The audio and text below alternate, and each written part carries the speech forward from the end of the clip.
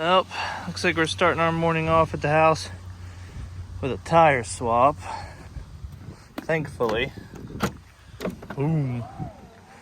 Thankfully. I went ahead, I got an extra tire, and then I got an extra wheel and tire to carry with this enclosed. Just being triple axle, just felt safer with that. So I'm gonna go ahead and put this one on, and then I have another spare tire that I'm gonna get mounted onto the one that got flat spotted. So then I have a full spare. We'll put this one on for now though.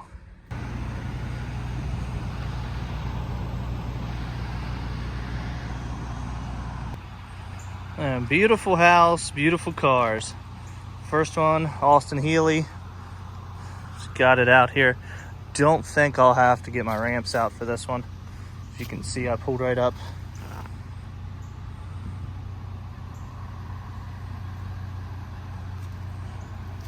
Beautiful.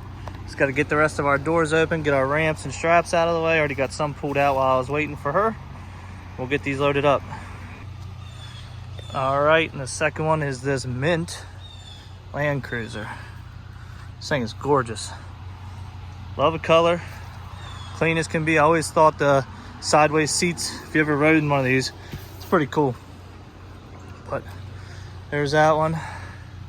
Get them both pulled in here. Got two very short vehicles, so got plenty of room for both of these. If we were going far, we'd probably try to find a motorcycle or something, but we're just going New Jersey to North Carolina with these.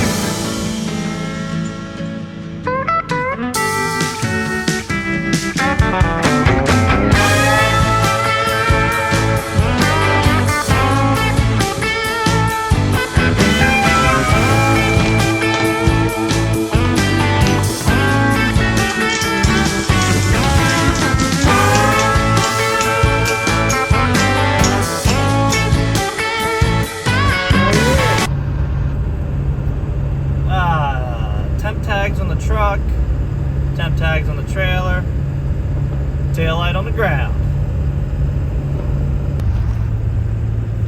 I mean, we won't even get into the lack thereof strap job.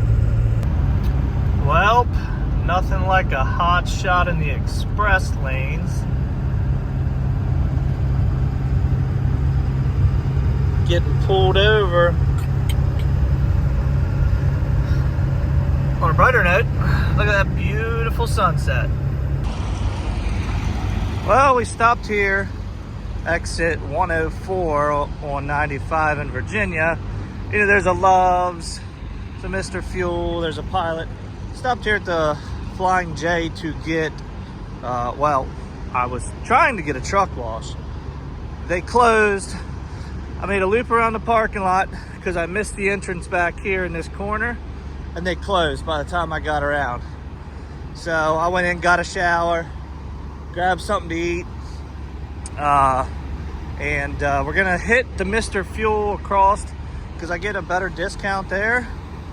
And we're gonna go a couple miles up the road and stay at Doswell. A little less congested, a lot more room.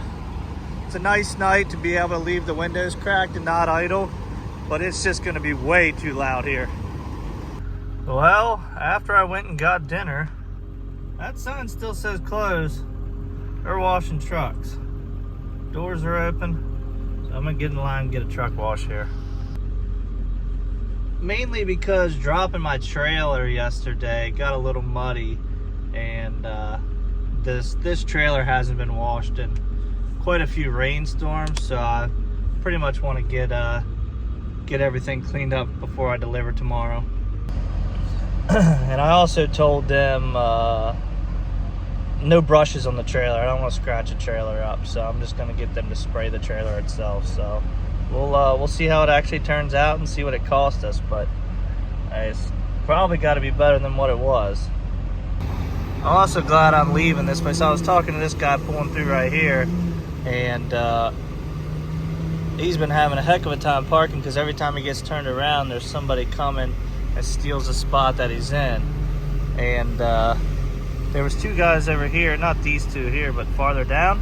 They were trying to park at the same time. Like, they wouldn't let like one of them park and then the other one park. They were trying to do it at the same time. Got this whole place messed up, so I'm glad I'm gonna move down the road a little bit. Yeah, this place is an absolute cluster. They don't give you enough room to back in.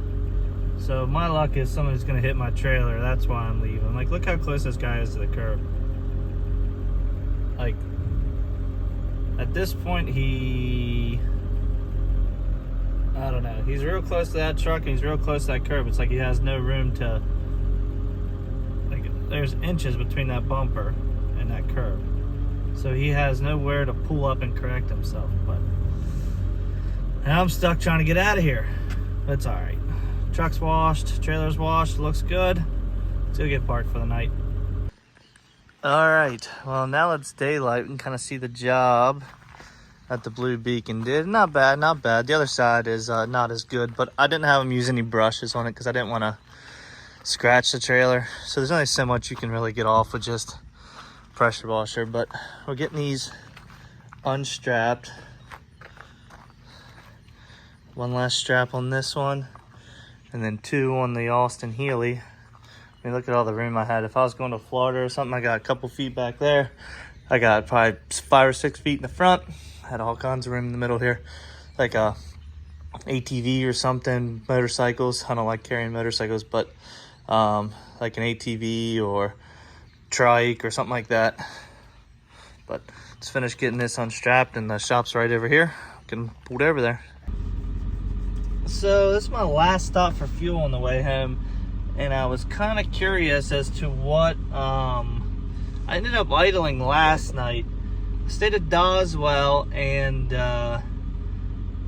massive parking lot, Doswell truck stop. It's a dump, but big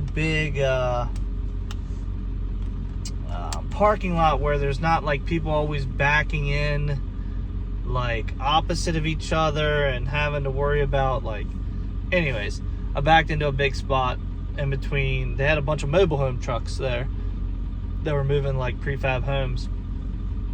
And they had probably like 10 of them there, but then they had like 10 other homes dropped there that didn't have anything, like no truck attached to them. So I backed in beside a truck, regular drive-in, and one of those dropped houses. And I had the windows cracked and everything, and it was nice and cool because it was like 40 couple degrees last night. And it was cool enough though, just with the windows cracked, I was warm. But like, I don't even know if I had fallen asleep or I was getting there, but like a carnival rolled in. And I'm like, not just being funny, like an entire carnival rolled in with like campers and rides and the funnel cake stands. And it was loud. They were like dropping trailers and switching trucks and headlights shining through everybody's windows. And it was like, so I ended up starting the truck up, closing the windows so it'd be a little quieter, and I ended up just falling right asleep after that. But I was curious to see what my mile per gallon difference was. So I've been getting 9.9 miles per gallon on this trip, and on this with idling I got 9.1. So it's a comparison of how just idling overnight may affect that. But it's worth getting a good night of sleep and letting the truck just run, and being able to set your temperature and stay, you know, either warm or cool or what, depending on the outside temperature. And you know, having a truck with that doesn't have emissions, it's kind of made for idling and running. That's kind of why I ended up buying this truck and running an older truck. Hey, give me back my truck. Hey, at least mine looks is in a little better shape than that one is.